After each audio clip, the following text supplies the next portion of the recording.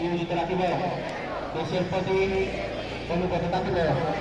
দেশের একতা ও সংহতি বজায় রাখিবার জন্য সর্বদা সচেষ্ট থাকিব।